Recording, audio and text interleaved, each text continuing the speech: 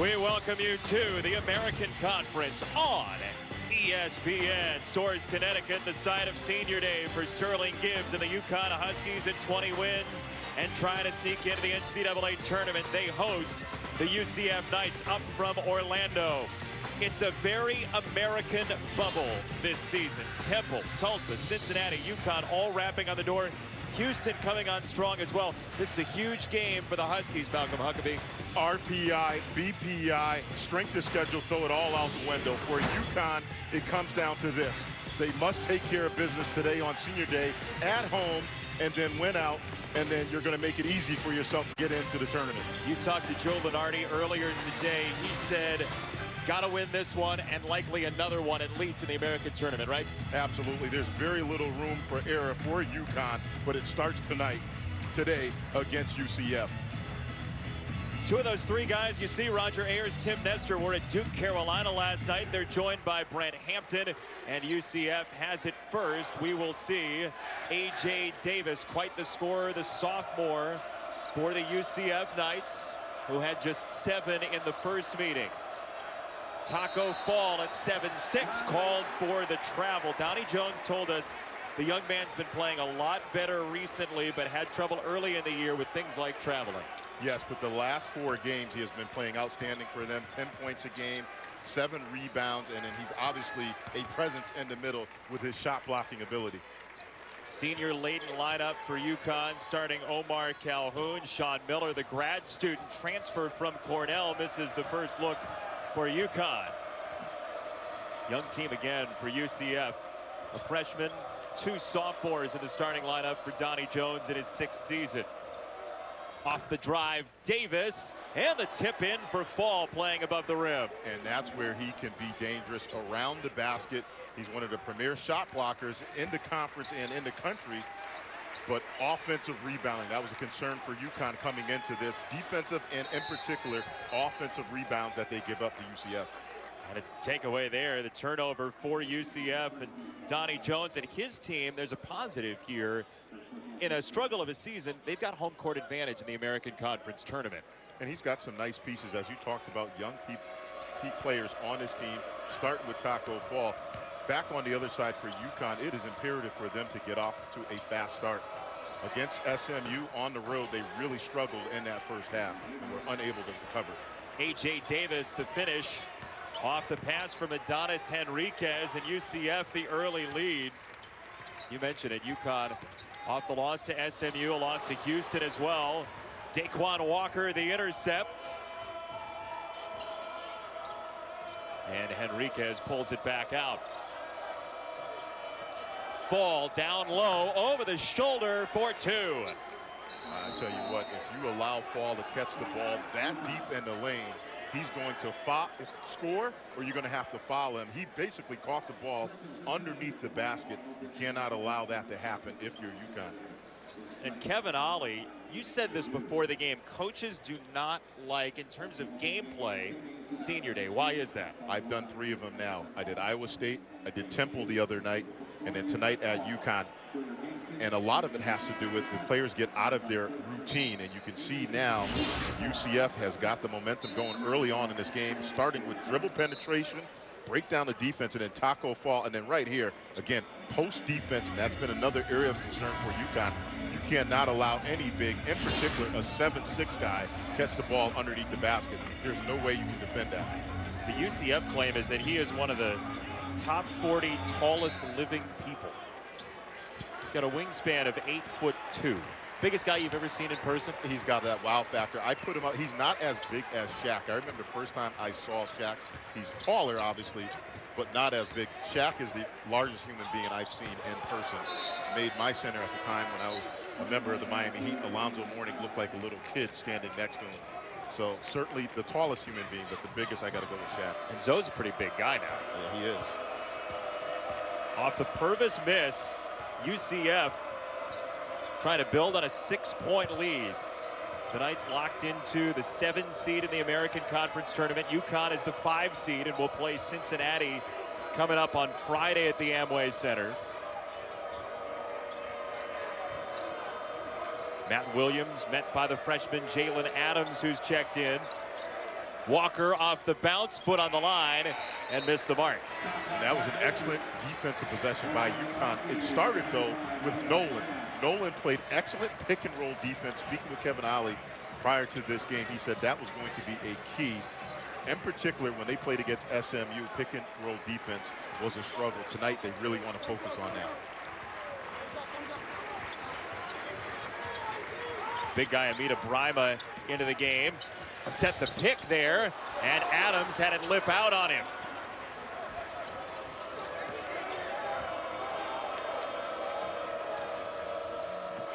Brima, usually very good at the rim defensively, put the hands in for that personal foul. So 2 free throws for A.J. Davis, a top 10 free throw shooter in the American Conference. UCF having a nice start. They're being aggressive on offense, and they're attacking the glass. So 7-0 UCF in a really important game for Connecticut and the American Conference as they try to sneak those 3 teams into the field of 68. Yeah, very little room for error. In particular, you look at Connecticut, who out of all the American teams has the strongest strength of schedule. RPI, BPI really is almost a tie. But again, they can ill afford to lose this game here at home to close out the season. UConn's best win maybe this year out of conference is at Texas. The Longhorns have played even better since they saw UConn. Weave for the Huskies off the pass from Purvis to start it. Nice ball movement. Purvis with 10 and to the rim for Brima. Early in this game, we may have a Sports Center top 10 nominee, and that started with excellent ball movement by UConn. The ball swung left to right, dribble penetration set up by a beautiful lob pass. Williams gave up the 3. Henriquez missed it right. UConn very strong in transition. The defense wasn't there in that loss to SMU, transition defense, and wave off that goal. And if you want to show a tape of how to run your offense right here, that right there might be a top 10 nominee. A lot of that work, though, went on prior to this dunk right here. UConn had excellent spacing. They were able to break down the UCF defense and then finished off by a beautiful lob pass for a dunk.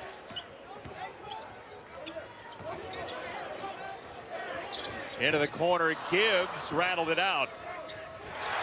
And stolen away, Sterling Gibbs. Smart effort defensively. Excellent work that time. On defense after the miss. Careless by UCF, and he made him pay.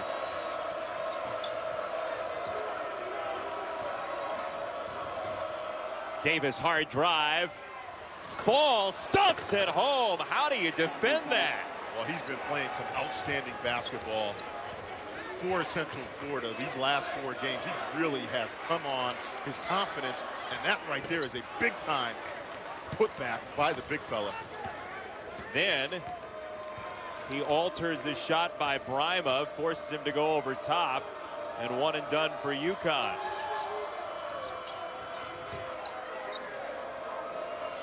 They look into the post again. Fall, the jumper, too much. Adams diving from the wing, and he is fouled. Aggressive move for the freshman from Roxbury, Massachusetts, Jalen Adams. Powerful start for UCF. Brima on one end, but Taco Fall has 6 for the Knights.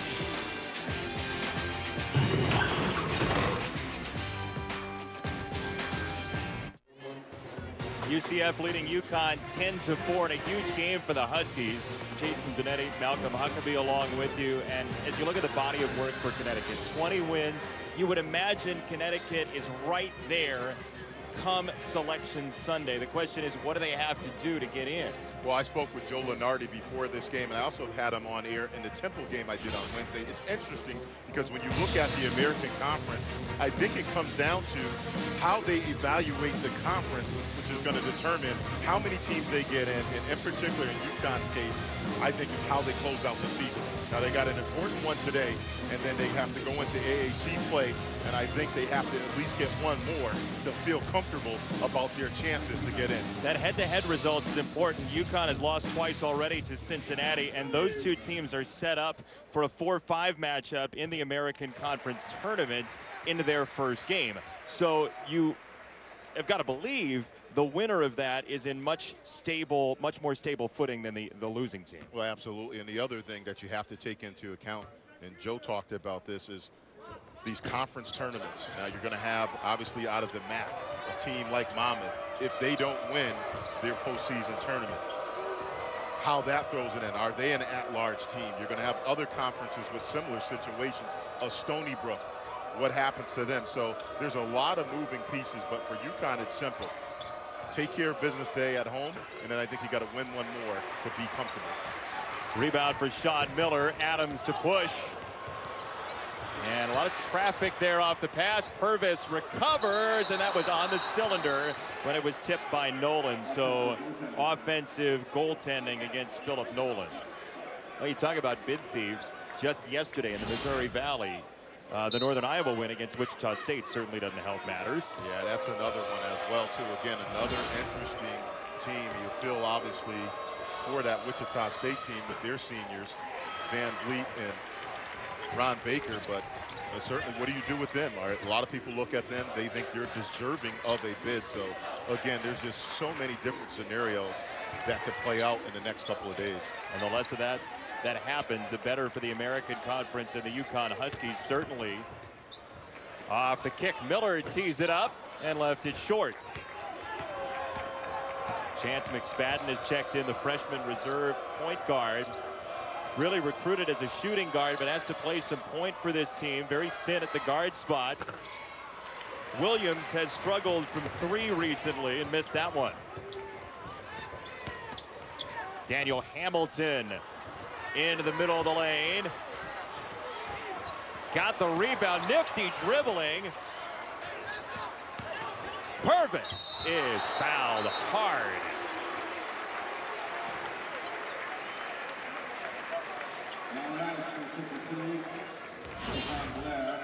Well, right here, Hamilton shows off his versatility. Nice ball handling, kick it out, and then a nice decision by Purvis not to pull the three, get the ball to the hole. And we see how UConn, speaking with the coaching staff prior to this, they want to get up and down and try to make this a fast-paced game to negate some of the size that Central Florida has.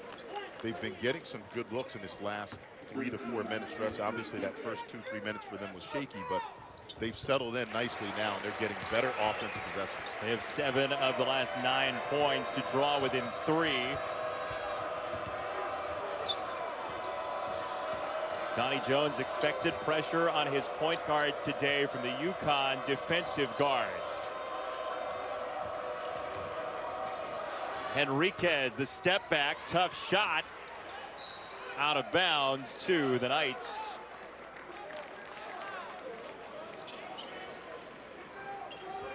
Well, that's not a number we're going to be tracking during this game. Offensive rebounds for Central Florida.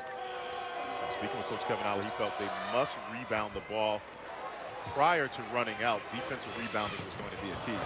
Hamilton's the best defensive rebounder in the American Conference, but they throw it away that time. And Hamilton will take a seat.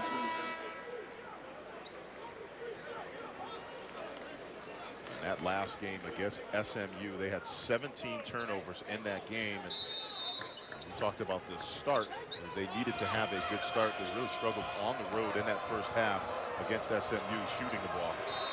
McSpadden out of control, turns it over. You know what's interesting about that SMU loss? UConn, when Kevin Ollie and the Huskies won the NCAA tournament a couple years ago, they had a bad road trip right around New Year's Eve. They lost at Houston and at SMU, and then ended up winning the whole thing come March and April. That's why He has had so much success. I love the end game changes that he makes, and he's able to adapt. And I think a lot of that comes from being in the NBA, his time there. You have to make end game adjustments, and that's something that he does an excellent job of. Wild pass from Effiani, taken away by the Huskies. UCF's got a little cavalier with the basketball the last few possessions. Long three, Gibbs. And UCF couldn't decide which one of the Knights wanted the ball.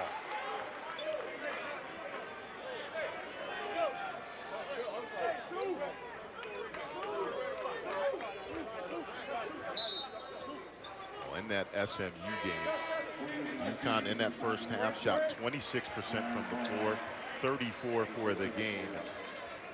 And I love what Doc Rivers says. It's a make or miss league, and I think it's the same thing in college. UConn, when they get their looks, they must knock down those perimeter jumpers. I think it's as simple as that. Second best in the American, 36% from three-point range as a group. The Huskies. Gibbs waits for the Brima screen. Purvis slashing. And the tip goes down for Amita Brima working at the rim. Nice work by Brima, and that was set up by Purvis. Again, dribble drives. He's been very aggressive early on in this game, not settling for jumpers, which I think is a good thing, using his size and athleticism to try to get to the rim. Jaheed Davis, the miss for three. Long rebound leads to a UConn break. Blocked from Gibbs. Kick out leads to a three, and Calhoun couldn't knock it down. That was one of those open looks you were talking about. You can't ask for a better shot, and it was a heads-up play, unselfish pass.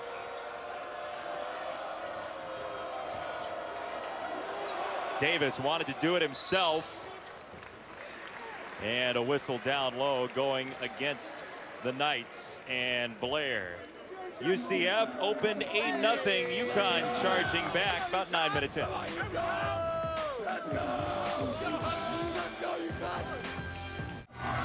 UConn on the bubble as it stands right now, trailing by 1 against UCF early in this game. And as you look at the American Conference, the teams that are right there, you said it earlier, the RPI is basically a wash. Strength of schedule is where UConn stands out. Yeah, I think if there's a separator of these 4 teams, it's strength of schedule, which I think is very important. Obviously, the quality of opponents. But again, for UConn, they have Cincinnati coming up after they play this game today. And I think if you look at the most important game, obviously right now they got to take care of business at home.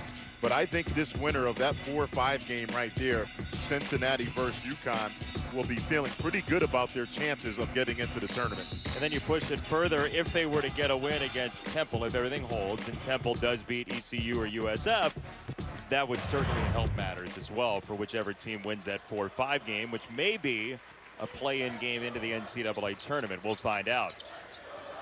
Teams have combined to start 7 out of 33 from the floor, and Omar Calhoun changes that slightly for the better.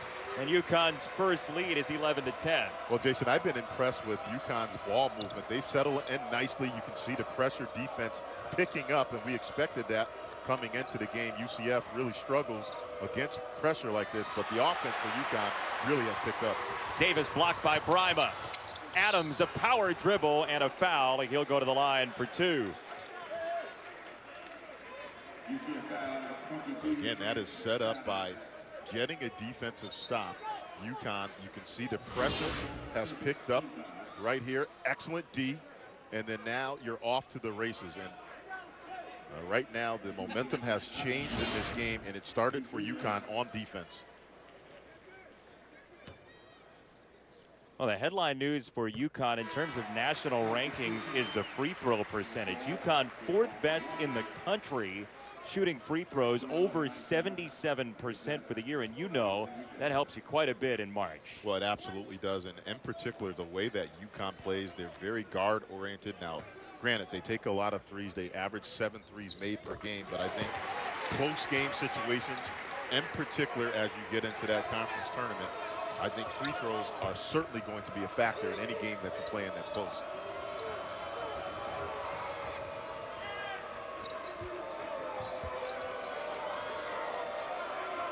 UConn currently on a 9-0 run to lead by 3. Walker thought about the 3 and gave it up. 8 to shoot for the senior Walker. And a turnover. It's a moving screen against UCF and fall. Well, Donnie Jones had a very interesting comment, and I think he has a pretty good point. Referees really don't know how to referee against Taco Fall. Now, every time he's playing, guys are going to try to get into his knees, and that time he got caught on the retaliation, trying to get leverage in. That's something that Coach Jones really has been focusing on, trying to work the referees as he is right now, letting them know that, hey, my guy's getting his knees clipped from underneath him. Calhoun sweeping through, and he's got 4. Very recently, Omar Calhoun. It's an 11-0 run for UConn. Currently one of Joe Lunardi's last 4 into the NCAA tournament. If I'm UCF right now, I would get Fall a touch in the paint. There it is. He had it knocked away. He's fouled. Going against Connecticut. West Coast Conference Tournament continues. The semifinals Monday night, 9 on ESPN, 11:30 Eastern on ESPN2, and the finals Tuesday, 9 Eastern on ESPN. Viva Las Vegas out there at the Orleans Arena. Gonzaga, St. Mary's. Gonzaga is a team that beat UConn earlier this year. Looked like a tough loss, but not a bad loss. The Bulldogs haven't played as well as UConn may have hoped. Well, remember at the beginning of the season, they were a top 10 team. The Zags, injuries. I still think they are another dangerous team if they are able to get into the tournament. They've had some injuries as we take a look at good pressure defense, but a foul called. It's on Kenton Facey, his first, the junior out of Jamaica. And there you see Connecticut. We said the Huskies are one of the last 4 in. Cincinnati joining them in that game coming up Friday in the American tournament. Gonzaga, one of the first 4 out. Never know what will happen in the West Coast Conference tournament. St. Mary's and Gonzaga have played some epics over the past decade and a half. But a pressure defense by UConn really has impacted UCF. Davis, open look, and he knocks down the 3. A.J. Davis has 7 of the 13 for UCF. And that was one of the few possessions we've seen now in this last 5-minute stretch where UCF was able to break down UConn's defense and get a wide open look from beyond the perimeter. Rodney Purvis looking for Donnie Jones. And this is what they're going to need more of. UCF, again, nice dribble penetration, kick it back out to a wide open shooter, but it starts with handling that UConn pressure. On that possession, they did an excellent job. First points for UCF in nearly 7 minutes on that 3 from Davis. Justin McBride has checked in, and another 3 goes down for UCF. Adonis Henriquez, pretty good 3-point shooter at 36%, and 6 in a row for UCF.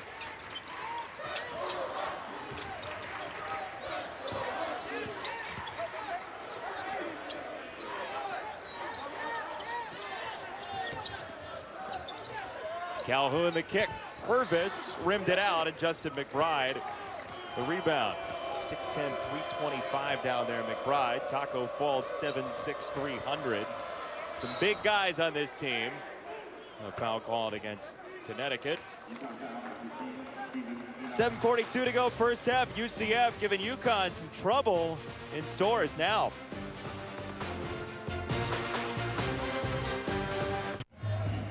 Back to Gamble Pavilion, open since 1990. UConn trailing by 1 at home. They've only lost here 30 times in history, and that's because they've had some championship teams.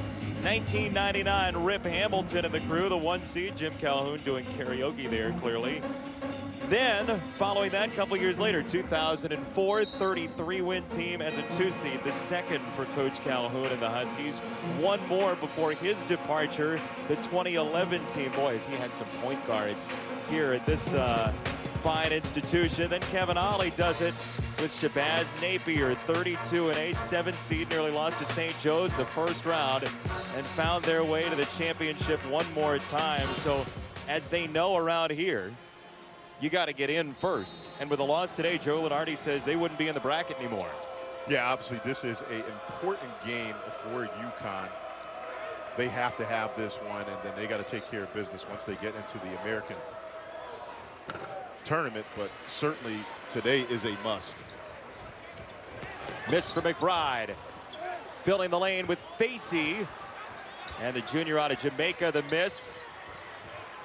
Rebound out to Adams and Connecticut. UCF 6 in a row after a UConn run that went 11-0.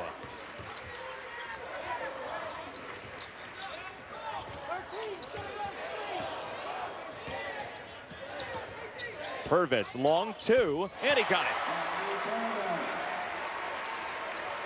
You said you saw Rodney Purvis at NC State, and you thought what? I thought he was a pro. Great size, strength, and because of that right there, the issue has been consistency, but I really like his mid-range game, and he showed it right there, his elevation coming off that screen. Tip out by McBride, finds its way to Purvis, dancing through the lane, and that is a foul. Kenton Facey embraced A.J. Davis in the most generous use of the term. Starting to heat up a little bit. Again, both teams getting after it and then trying to come up with the loose ball. And certainly after the whistle, that's what the referees, they don't want any extracurricular stuff going on. Good job by the refs stopping that before anything extra happens. So Roger Ayers is going to go to the monitor to look at this, and Kevin Ollie pleading with his player Facey. Well, Kenton Facey grew up as a soccer player in Jamaica, and they give out cards for what he just did there. That was either a yellow or a red on the pitch. And we'll see what Roger Ayers, Tim Nestor, and Brent Hampton come up with off the look at the replay.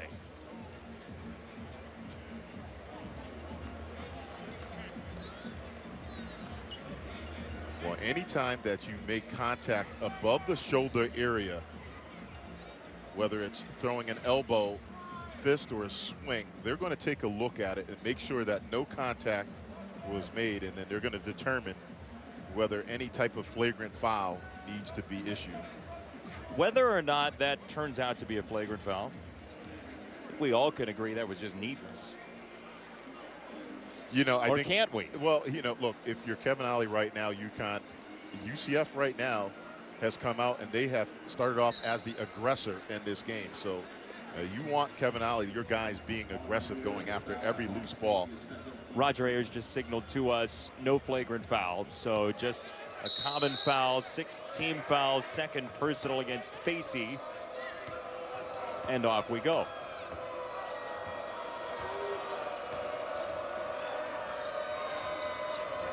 Walker off the McBride screen.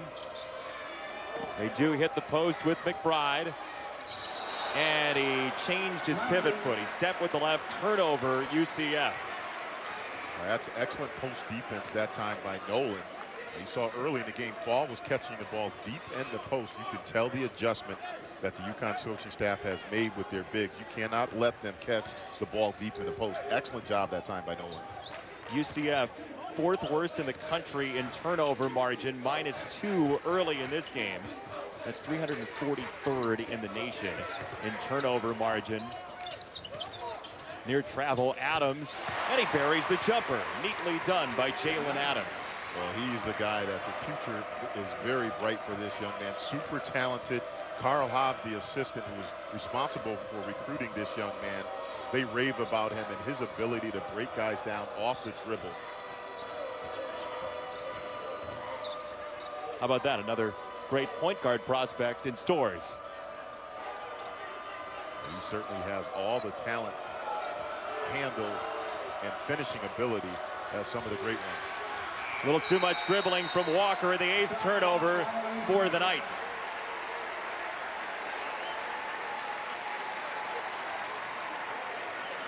This is what Kevin Ollie wanted, and that was the concern for Coach Donnie Jones coming into this game. Relentless pressure Central Florida really only has 2 ball handlers, and that's what they're going to face throughout the course of this game. Relentless pressure by the UConn guards. An injury to B.J. Taylor, who was going to be the point guard during October practice. That was a tough lob for Miller to handle. Turnover number 6 for Connecticut.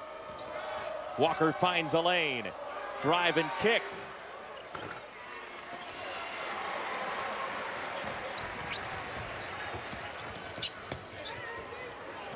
Purvis around McBride. To the corner, and it goes down for Sterling Gibbs. Well, you can't ask for a better offensive possession. Get a stop on defense, race down the other end, and everybody unselfish with the ball, make an extra pass, which leads to a wide open 3. That's excellent execution. 18-6 run for the Huskies, trying to protect themselves on the bubble. Miller, the Cornell transfer, snatches the rebound. UConn with its largest lead and growing. Purvis steps into it. A couple times we've seen UCF fight over a rebound amongst itself. A little confusion, and on the other end, we're seeing some excellent box outs by the bigs of UConn.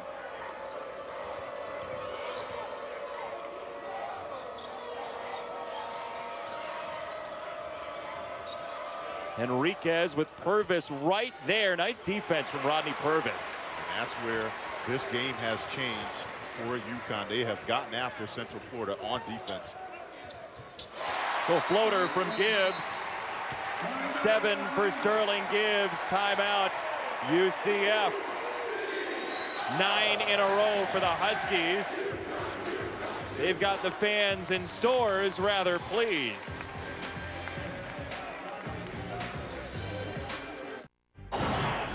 Matt Chick along with Brooke Weisbrod for your upcoming halftime. We'll have some highlights from SMU and Cincinnati. Cincinnati, UConn's next opponent coming up in the American Conference Tournament. Tickets punched on the women's side. UConn, nice run here. Yeah, I like the way that they're dictating the pace. It's right where the Huskies need to be. 24-16 here. We'll see it happen. Matt, this one's for the Dogs here. UConn by 8 over UCF. And the Huskies currently on a 9-0 run. UConn on the bubble. I mean, those are bubblicious numbers right there. I mean, you look at the top line for these two teams. Record, RPI, really, you can say they're a tie. I think strength of schedule, you give UConn the edge. But again, they got to take care of business today. And then that game looming against Cincinnati in that first round in the American Conference Tournament, I think, is going to be a big one. It's coming up on Friday, 2 Eastern on ESPN2, the 4-5 game in the American Tournament. Home site for UCF, home court advantage. Nice job by Blair to show himself to help break that pressure. And that's been the story of this last 5 to 8 minutes for UCF. Handling UConn's pressure, that has really been the change in this game. They need to get better handle against this pressure and then try to get some high percentage shots in the paint. 8 turnovers, 6 field goals for the Knights. Blair got Nolan in the air and scored. And that's the blueprint.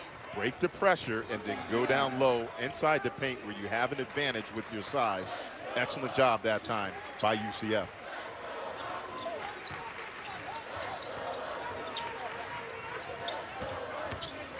Purvis always looking to probe off the dribble, gave it to Gibbs. Miller the spin and got the roll. The Ivy League transfer Sean Miller makes it an 8-point game again. Well, in this stretch right here, I've been really impressed with UConn's spacing. In transition or off of their sets, they have gotten excellent spacing, and then they're getting some good looks.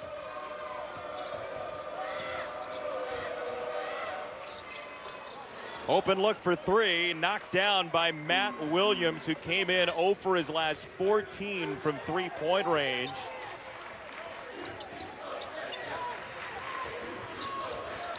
Well, he's taken the most threes on this UCF team, 156 threes coming into this game. So if you're UConn, he is the one guy, although he has been struggling, you got to get a hand up on him. You don't want to give him wide open looks. Sean Miller giving us all a physics lesson. Those last 2 shots getting the friendly roll. That time showing the outside of the last play previous, the left-hand jump hook, showing some nice versatility in his offensive game. Former Cornell Big Red player. How about Yale getting into the NCAA tournament for the first time since 1962 with the auto bid there. Daquan Walker rings up a 3, and UCF shooting from 25 feet right now. Yeah, and Coach Ali not happy with the closeouts on his team. That's twice now on the last 2 possessions where UCF has had some airspace and they have made UConn play. You got to crowd those guys, force them to drive the ball to the hole.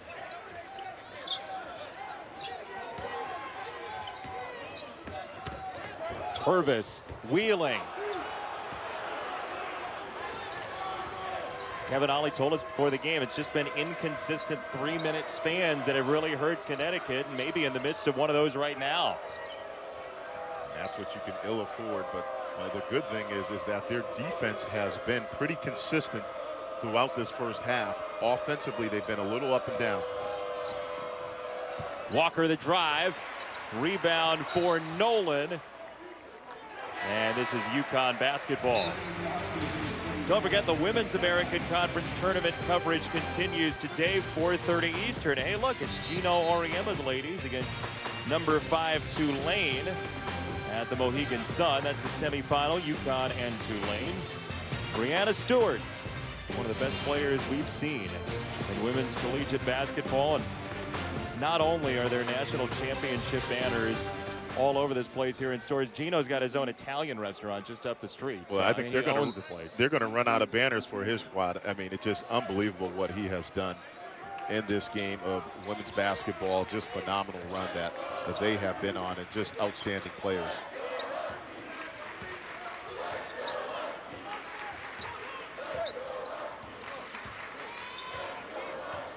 Adams looks like he's going to bleed the clock down. On a 4-second differential and a foul away from the ball. Brima was getting into it down low. And the foul going against UCF. That's not a good foul if you're Davis in that situation. Really just giving up 2 freebies to Brima. First one is good for Amita Brima, the 80% foul shooter, and Chad Brown down low just got into the body of Brima. We go back to that free throw shooting number that you talked about. UConn, one of the best. And that's the last thing you want to do if you're UCF, is put UConn on the free throw line. 4th best foul shooting team in the country gets 2 from Brima. Nolan enters for Brima, who does have 1 foul to his name here in the first half.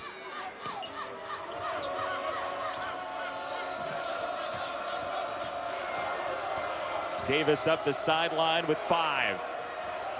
Davis past Calhoun, and that'll do it for half number 1. UCF led 8-0 in this game, but UConn had 30 of the final 46 in the half, and the Huskies lead by 6. Second half coming up. Matt Schick with your halftime report.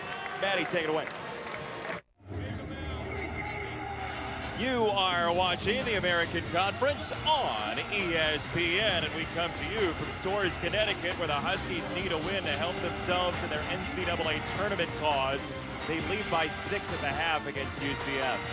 Jason Benetti, former BC standout Malcolm Huckabee. After the first 8 minutes or so, UConn looked like it was in a must-win situation. Yeah, and it started with them when they started picking up their defense. The pressure really impacted UCF on the offensive end, and then UConn was able to get out and get some easy transition buckets. The problem for UConn in that first half, though, is they shot 14% from beyond the arc. On the other side, UCF, they shot 40% from beyond the three-point line. So I think a couple of things need to happen for UConn. They need to knock down some of those open looks they had, and then they need to defend the three-point line better against UCF. Well, Joey Brackett says with a loss today, UConn's not in. He also says with a loss on Friday against Cincinnati, UConn's pretty much not in. So it's tournament time right now for the Huskies. Yeah, it's simple. Win. And I think for them, the number is 2. They have 2 games that they need to win. I think starting today against UCF, they need to take care of business in the second half. And then when they get Cincinnati in the conference tournament, they need to take care of business there. It's a tough matchup for UConn. The Huskies have lost twice to the Bearcats and Mick Cronin so far this season. That's coming up Friday, 5 days from now. Sterling Gibbs had 7 in the first half for UConn. And he's got it with 14 to shoot.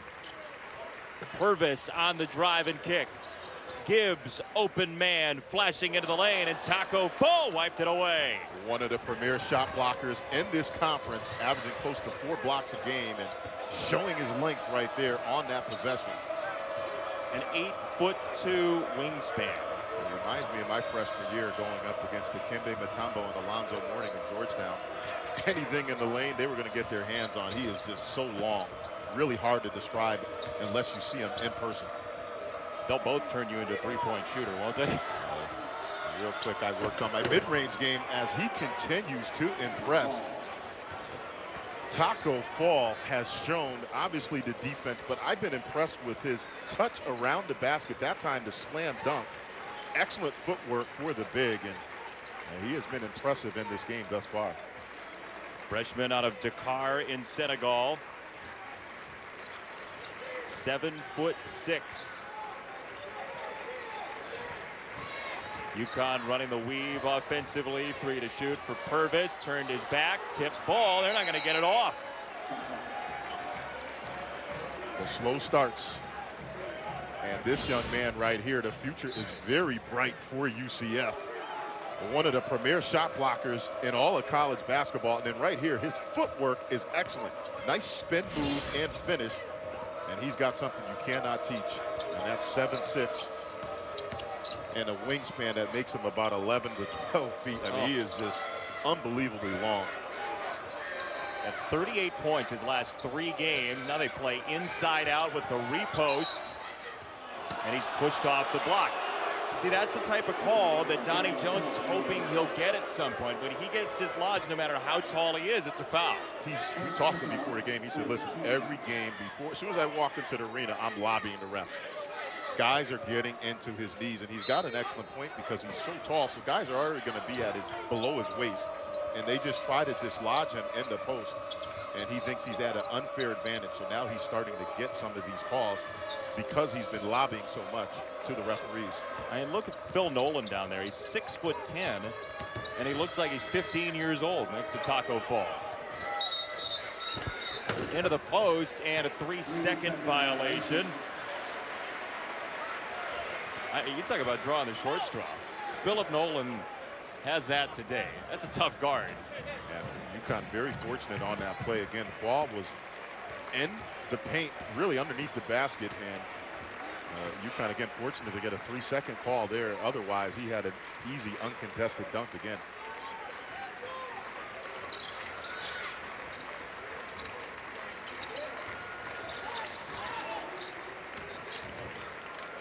Purvis and Calhoun playing 2-man basketball.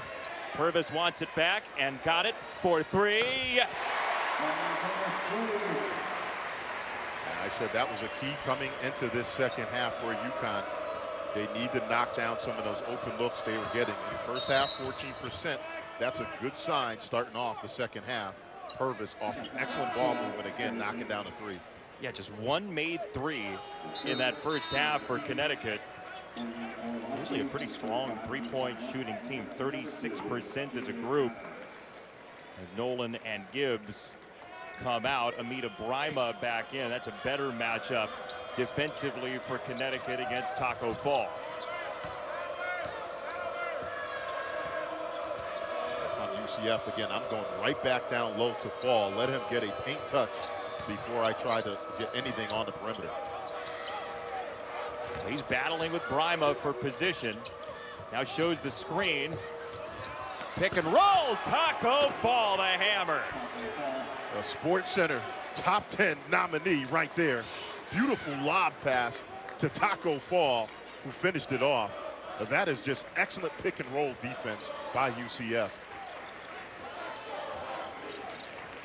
4th dunk of the day for Taco Fall. Davis the challenge, and Miller still hits the leaner. That's excellent body control that time by Miller. Hanging in the air.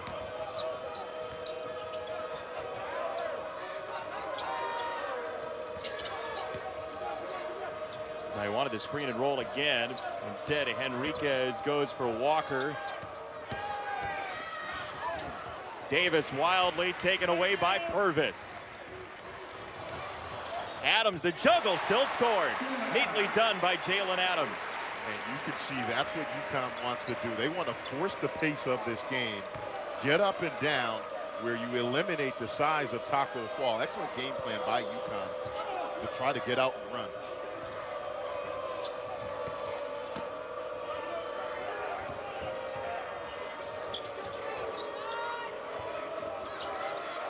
Into Fall, gave it up to Walker for 3. Daquan Walker. Another poor closeout by UConn. Again, in that first half, UCF 40% from the three-point line. A lot of those were uncontested. That's something, again, they're going to have to tighten up in the second half. Too much airspace for UCF on the perimeter. Calhoun got the whistle, and 2 free throws coming for Omar Calhoun. The big guy, Taco Fall for UCF, keeping the Knights in the game. UConn in a must-win, leading by 6.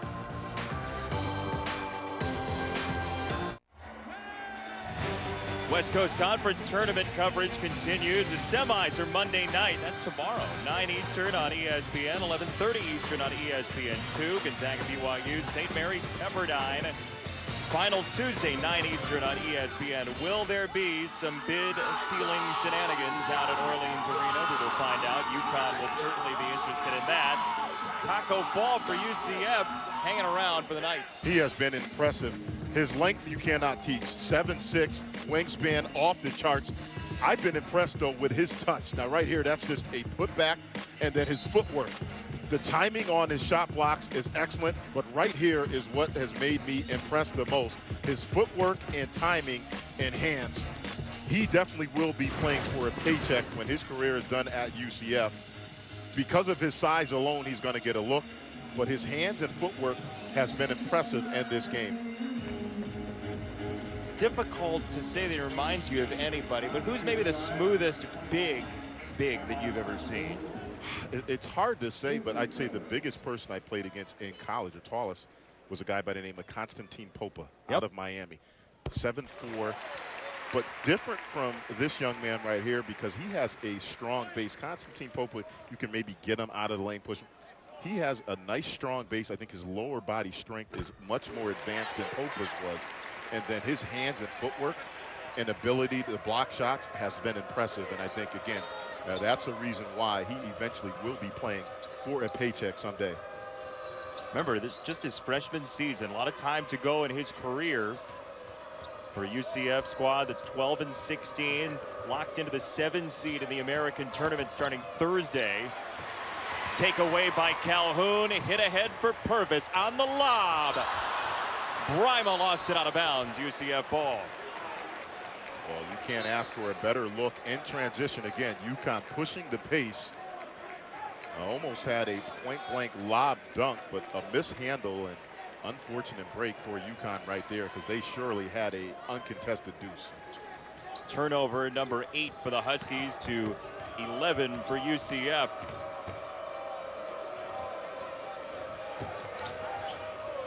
Fall well away from the rim.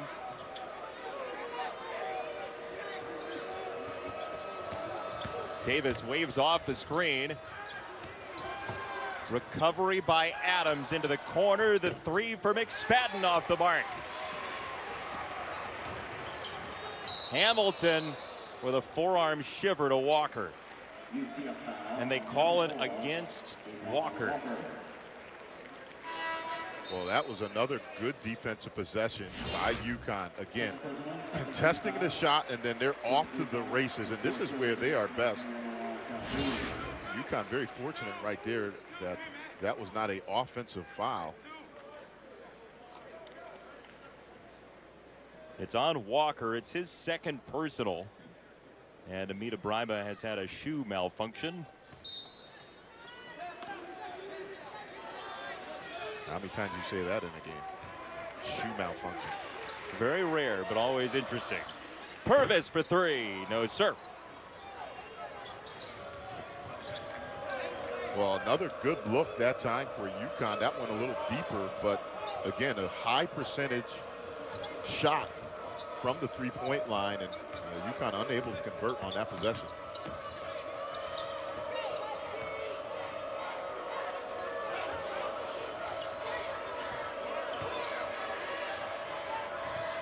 Refeed for Fall. Got it back out. Nice look. Open three wouldn't go for Davis. Adams too. Brima filling the lane with authority. And you can see why UConn wants to run. That time, Taco Fall late getting back.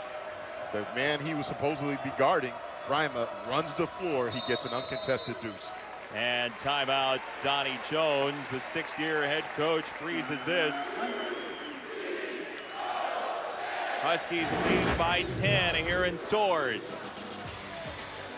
Brima, the flush. UConn by double figures.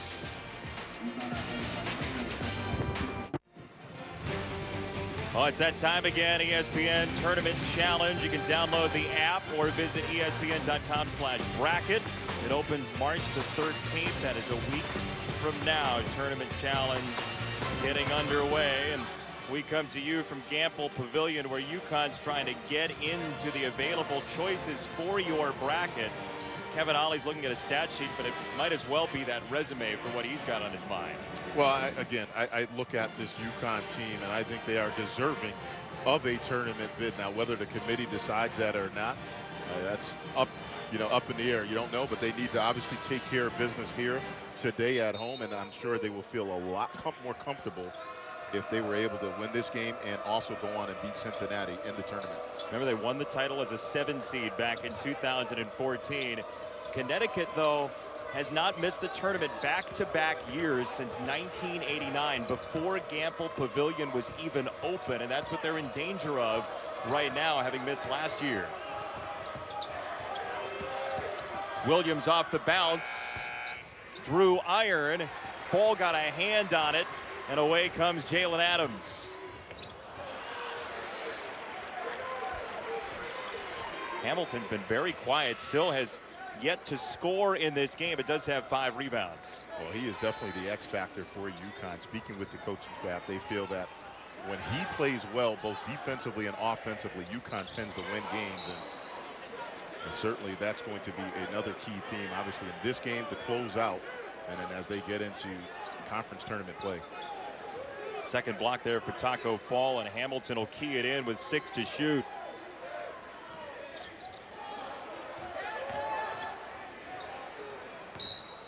Two now on the shot clock. UConn ball, it remains. Well, right here, you got to be careful. Anything around the basket, you need to be aware of Fall, his length. Out top, Gibbs snaps off a 3. Had to rush it with the shot clock expiring. Well, UCF hanging around again.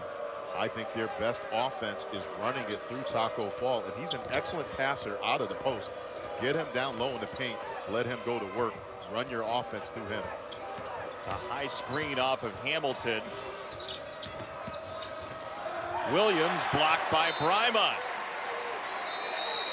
Pair of erasers today in Stores. Fall and Brima defensively for UConn and UCF. A 10-point lead for the Huskies, under 12 to go.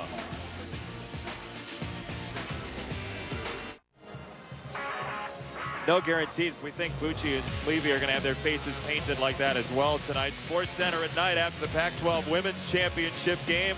All the tournament highlights, college hoops, NBA, NHL, NASCAR spring training, the final round of the WGC Cadillac Championship at Doral. Everything and anything streaming live on Watch ESPN and the ESPN app as well. UConn by 10. Transition game has been important for the Huskies all season, Malcolm. And this is something in particular in this game they wanted to do. Push the pace against UCF, in particular when Taco Fall is out on the court. You're going to see on this next possession right here, off of a turnover, Taco Fall slow to get back. The man he's defending gets an easy deuce, and that's something that UConn wants to continue to do to close out this half. Huskies by 10. They trailed this game 8-0 very early on, and after that scored 15 of 17 points and an even deeper run of 24-8 into the late first half. Fall at the rim. Nice touch for two. I tell you what, when you look at him up close, it's impossible to block that jump hook right there. He's got soft hands, good touch, and that is a difficult offensive move to defend. I mean, with his wingspan, and he gets it up so high, I don't know too many guys in the college game that are going to be able to block that shot. It's just been impressive when he's gotten his opportunities. Daniel Hamilton left alone for three. The sophomore has his first points. 11-point lead for Connecticut.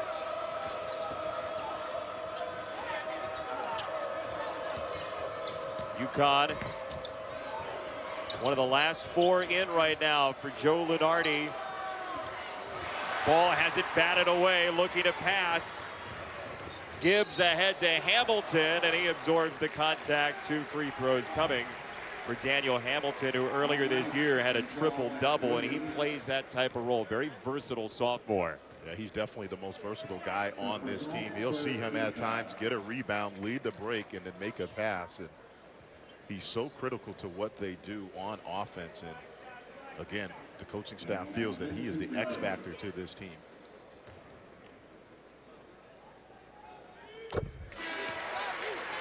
Played at St. John Bosco High School, but before that, Crenshaw High, Kevin Ollie's alma mater.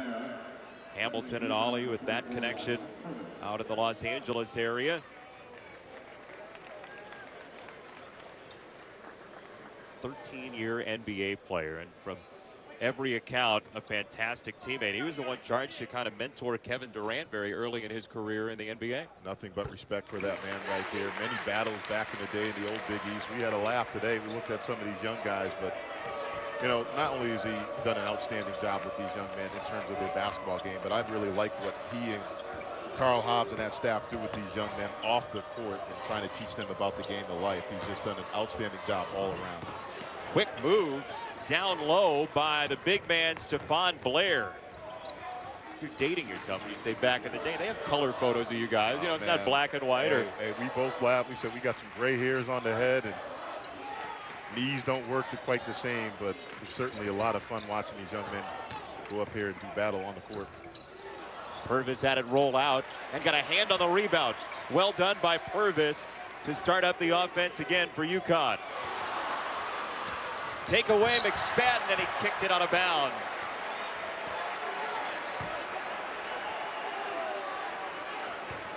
Really two careless plays by both teams, and right here, good anticipation by McSpadden, and then he looked like he had a wide open deuce, just really lost concentration at the last moment and turned it back over to UConn. That was the knock on his cousin with the New York Giants. David Wilson had fumble problems as well before his injury forced him into the track and field realm. Blair pulled up on the pass and a turnover.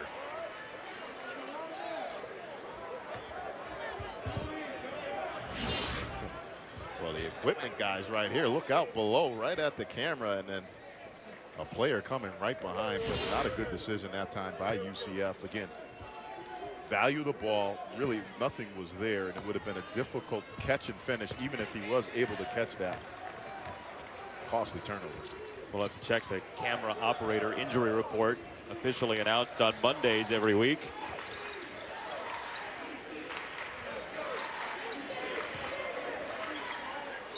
Miller turns the back and draws the contact. Boy, he's a powerful presence on that block. Didn't he? That first move had some muscle to it. And that's something that they're looking for, trying to get some production from their post players. And As you said, Miller has been aggressive in this second half, trying to get some opportunities to give them a paint presence. But, you know, make no mistake about it, UConn is a perimeter-oriented team. Huskies trying to get into the NCAA tournament. Right now, they are in the last 4 in. And that's really an interesting spot because with a win, you stay there. With a loss, you may be out of the first 4 out, not even in the conversation. Very little room for error, and it really comes down to win today, and then obviously you got some business to do in the tournament. And I think it's going to change a lot more, though, as we talked about conference tournaments. Some teams, there's going to be some upsets, some shuffling, and I think that thing is going to be just a constant changing. See if there's any bid malfeasance in the Missouri Valley Conference, maybe the West Coast Conference, if Gonzaga gets the better of St. Mary's. Monmouth in play, possibly for an at-large. Walker hopping through the lane, and Blair wasn't ready for the pass. UCF, 4th worst in the country in turnover margin, and that has nipped the Knights again this afternoon. Yeah, that one right there is on Blair. Can't fault Walker for that. That's excellent dribble penetration. Draw your defender, 2 defenders, and make a little pass and hit him right in the chest and hands and went off out of bounds. As a former guard yourself, it's got to be frustrating. Yeah, in particular, the way that UConn is pressuring, when you get your opportunities, you want to capitalize. Hamilton, the leader for 2. Daniel Hamilton's really turned it on in the second half. And he is the guy, again, when he plays well, UConn continues to look good on offense, and he is this difficult matchup as well, too. A slasher, a guy that can do multiple things on the court, very versatile player. In the body of Davis. Pass inside for Blair. That was altered by Philip Nolan's size.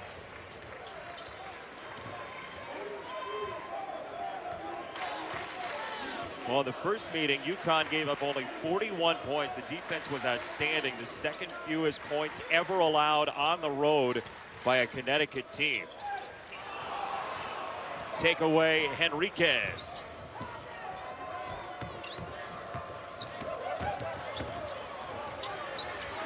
Had it batted free, stolen by Hamilton.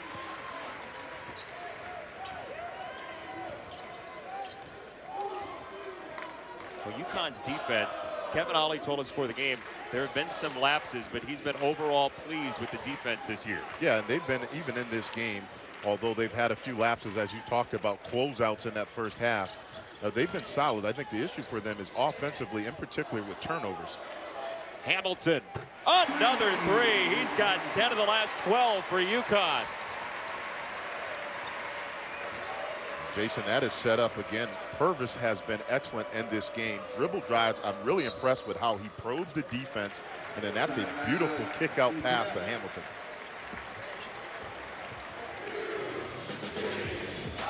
$18-point lead for UConn. The Huskies trying to put away win number 21. Maybe a Tony Award coming up for Hamilton. Great second half.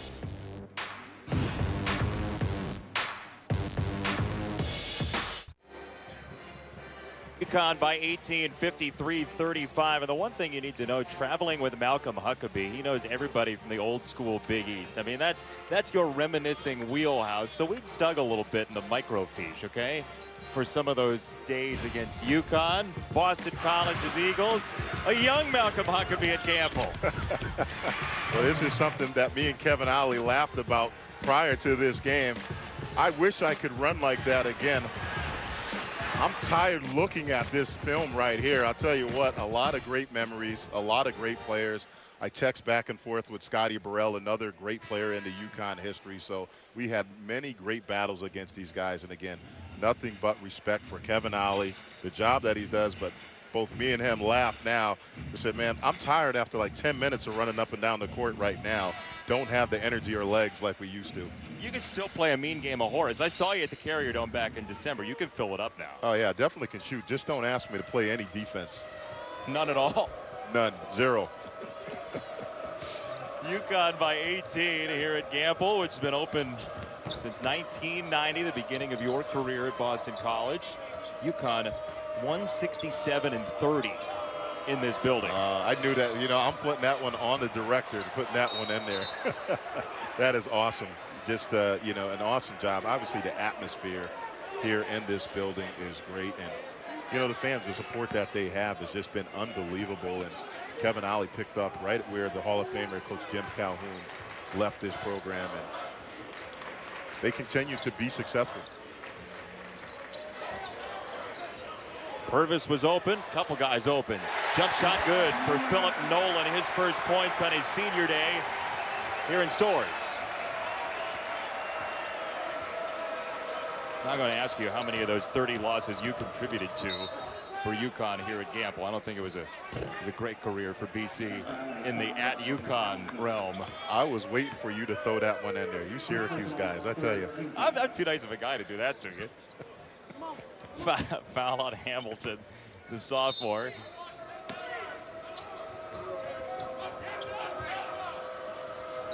.625 to go. UCF, I still think they need to try to get Fall some touches in the paint. Walker for three. Daquan Walker has 3 of those today, and UCF just 14 points still after halftime. Credit UConn defensively. They really got after them, pressuring the ball, really making it difficult for UCF to run their offense.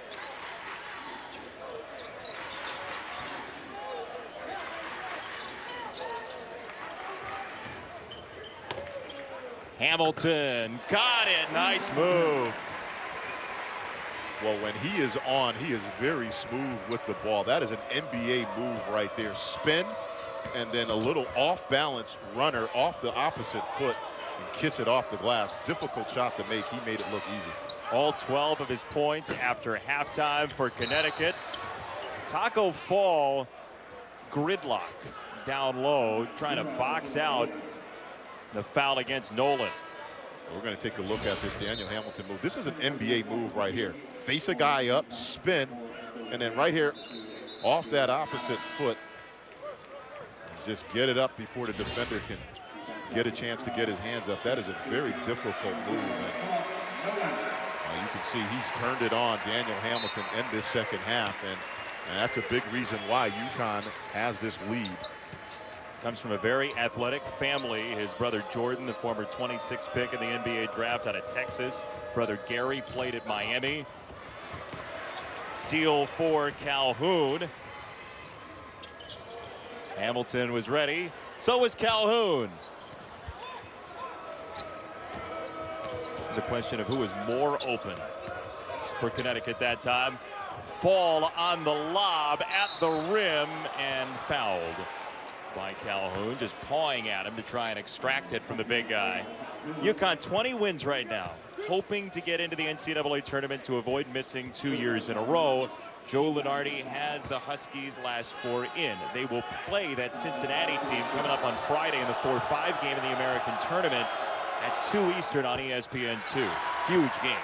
That right there, I think, is going to be the team that goes into the NCAA tournament. The winner of that game will definitely probably sleep a little easier with their chances of getting into the dance as opposed to losing that game. And back to Taco Fall, we've seen now in this game at least 3 or 4 times where they just throw up these lobs that nobody else is going to get except Taco Fall at 7'6", and he's been able to come down with those and try to get some opportunities around the basket. That's where the 8'2" wingspan comes in. He puts those arms straight up.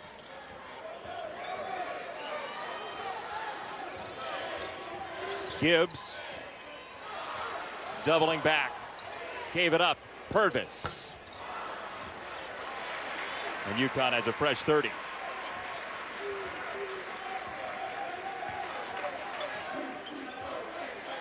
Champ Week in full force. The Big Ten Women's Championship coming up 7 Eastern, Michigan State in Maryland.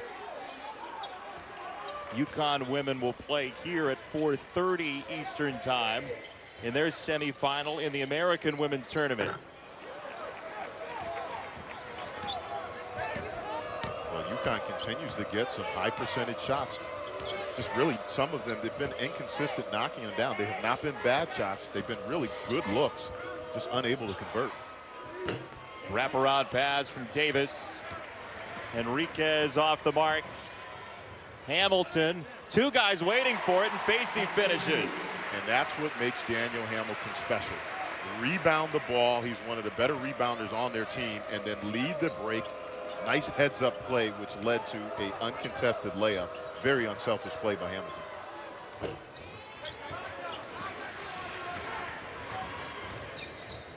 Purvis thought better of the three with time winding down. That's a good decision by Purvis not to let that one fly. Understanding time and clock right now, no need to shoot early in the shot clock. Hamilton lets it rip. Oh, neat tip by Facey to recover.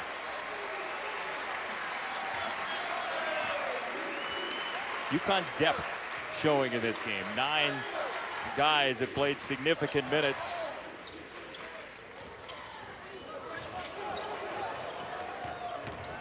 Purvis wheeling on the kick. Facey fouled by Fall. Well, Storrs has been basketball town. The Huskies trying to get back into the tournament. They have 4 titles on the men's side, hoping to make it a 5th at some point.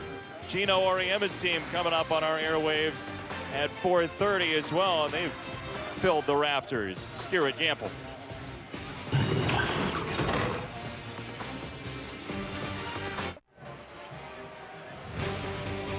UConn basketball fans should be aware that 4:30 Eastern on ESPNU, the UConn women play against Tulane in the semifinals of the American Championship. USF and Temple. Jose Fernandez, another strong team for the Bulls. They'll face Temple at 6:30 Eastern approximately on ESPNU. Surprise, surprise, UConn's a 1 seed. Malcolm Huckabee along with South Carolina. Muffet McGraw's team out there in South Bend, and Kim Mulkey's Baylor Bears. The 1 and 2 seeds according to Charlie. It's been interesting what the Women's Committee has done with the Reveal 10 every week, showing the top 10 teams going into the tournament, almost like the College Football Playoff Selection Committee has. And talking to some folks around the women's game, they like the transparency from the committee. Yeah, I do. I think, you know, if you look at on the men's side, I think that obviously would be a little bit more beneficial, or actually less important, because the parity this year, if you look at the women's, look, UConn, a lot of folks going into the tournament in years past have said, look, everybody's playing for second place. They have just been that good and that dominant.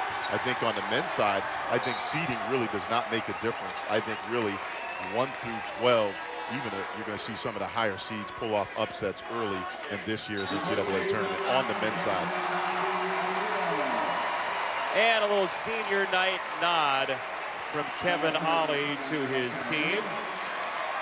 Nnamdi Amilo, the senior out of Avon Old Farms in New Fairfield, Connecticut. In for Omar Calhoun, gets a big hug from his head coach. Nnamdi Amilo announced before the game a 4.0 GPA. And that's Huckabee range. Well, I tell you what, I love seeing that. I love hearing that.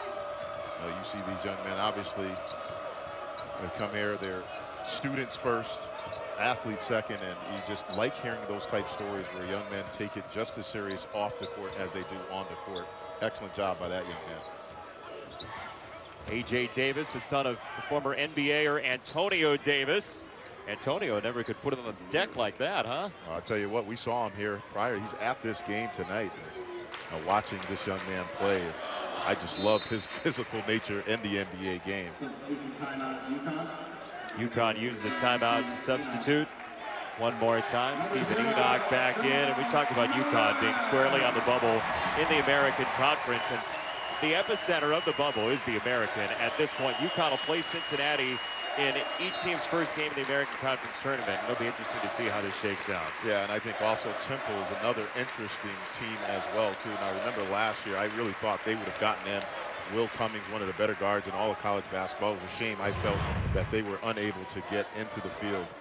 We're talking to Fran Dunphy during the NIT last year. He said he was walking around the Temple athletic facilities, and there's a 3 for Gibbs. He was walking around the Temple facility right around selection time, and his phone was just silent. And that's when he knew that he wasn't getting in. That's a lonely feeling, huh? It really is. It's stressful, obviously, for these coaches and the players that they're coaching. So somebody's always going to be disappointed no matter what and how you do it. That's just the way it goes. Fall the rebound, reload for three. Davis missed the mark.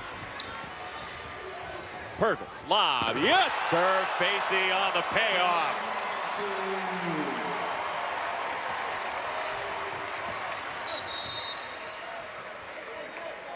Another unselfish play by Rodney Purvis. And again, his aggressiveness attacking the basket, but then unselfish play has been, I think, the story of this second half. He has made some nice plays to set up his teammates, capped by this alley-oop and finish.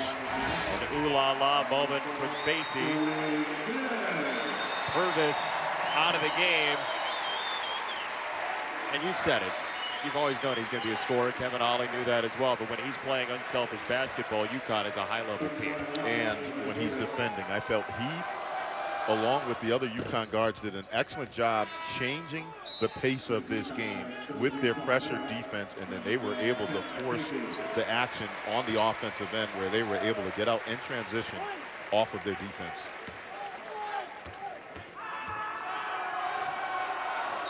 To your point about the defense, UConn has played 2 games now against UCF and allowed a total of 83 points.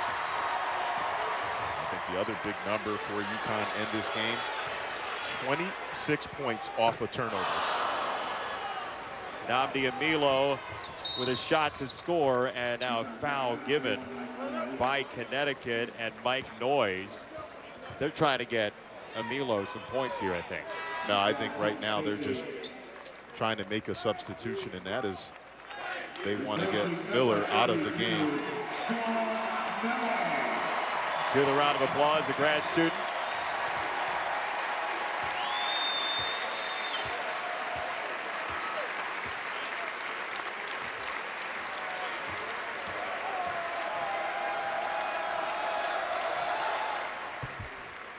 Good for McSpadden. We told you UConn will play Cincinnati in that 4-5 game, maybe an elimination game for the NCAA tournament. But how about Houston climbing to the 2 seed as well? A dangerous team. And again, we talk about must win for UConn. The Huskies could easily win the American tournament and put it all to rest. Winner gets the automatic bid. Oh, absolutely.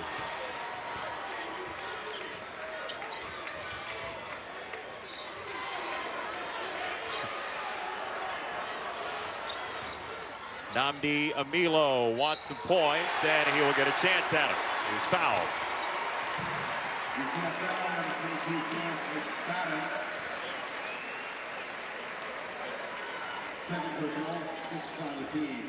Well, the fans are loving this right now in the bench. And anytime you get a chance to get some minutes for guys that do all the little things in practice and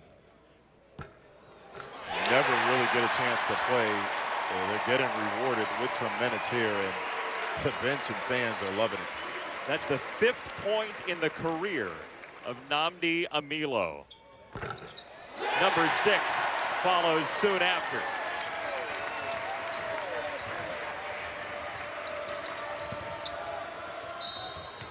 And a foul on the drive. A.J. Davis will get 2 shots. UCF, the 7th seed, going to play on Thursday on its home floor.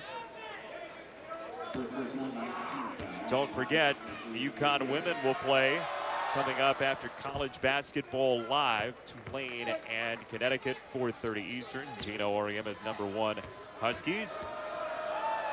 Best player in the land, Brianna Stewart. Well, Jason, if you look at UCF, they have some nice pieces in place. You look at Taco Fall, you got A.J. Davis, an up-and-coming young player as well, and I think point guard play is going to be the key issue for them. Well, margin of victory important in some ways to the committee. That's UConn's 8th win by 20 or more. It's a 21-point victory for the Huskies. They go to 21-10. UCF drops to 12-17. UConn the 5 seed, UCF the 7 seed in the American tournament. UConn Tulane women coming up at 4:30. But first, college basketball live. Matt Schick is your navigator. Matt.